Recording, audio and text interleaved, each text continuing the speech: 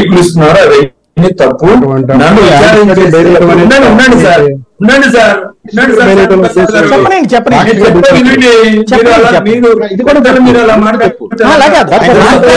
మాట్లాడితే అర్థమవుతుంది. ఇద్దరు క్రాస్ టాక్ అయితే అర్థం కాదు.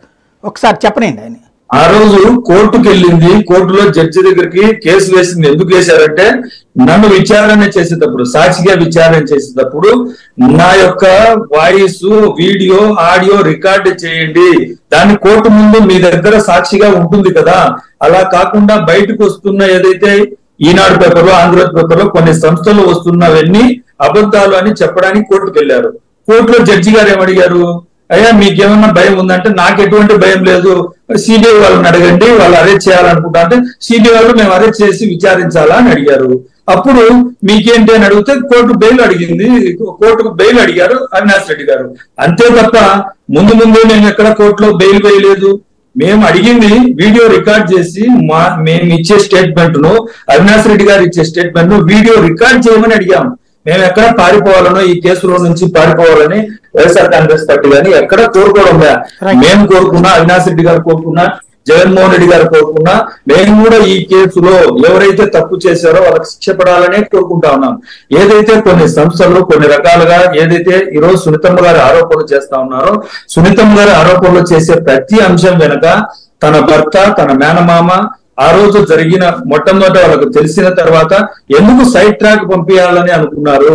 ఆదినారాయణ రెడ్డి గారు తన అపోజిషన్ లో ఉన్నటువంటి తెలుగుదేశం పార్టీలో మంత్రిగా పనిచేస్తున్న ఆదినారాయణ రెడ్డి గారికి ఎందుకు హార్ట్ స్ట్రోక్ అని చెప్పారు. అదే అంశం అవినాష్ రెడ్డి గారికి ఎందుకు చెప్పారు. ఏదైతే అక్కడ చూసినా, ఆ ఫోటోలు చూసినా, ఆ ఇంట్లో జరిగిన అంశం అంతా చూస్తే వాళ్ళకి మొట్టమొదట వాళ్ళకి ఫోన్లు పోయాయి. ఫోన్లు పోయిన తర్వాత ఆ ఫోటోలు చూశారు.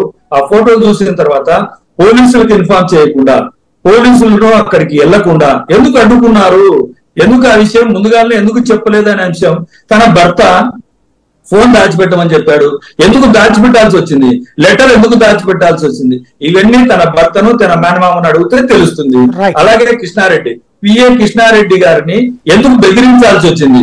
ఆ బెదిరించే క్రమంలో కృష్ణారెడ్డిని కొట్టనీకి పోతా ఉంటే రాజశేఖర్ అంటే నరెడ్డి రాజశేఖర్ రెడ్డి గారు ఆపుతా ఉంటే, రాజశేఖర్ రాజా నువ్వు ఆపొద్దు, వాడు కృష్ణారెడ్డి గారు బయటకు వచ్చి చెప్తే నువ్వే జైలుకు పోవాల్సి వస్తుందని ఎందుకు అనాల్సి వచ్చింది. స్టేట్మెంట్ కదా, కృష్ణారెడ్డి వేసిన కేసు కదా అది. కృష్ణారెడ్డి గారు వెళ్ళిపోతున్నాం. ఒకటి ఫైనల్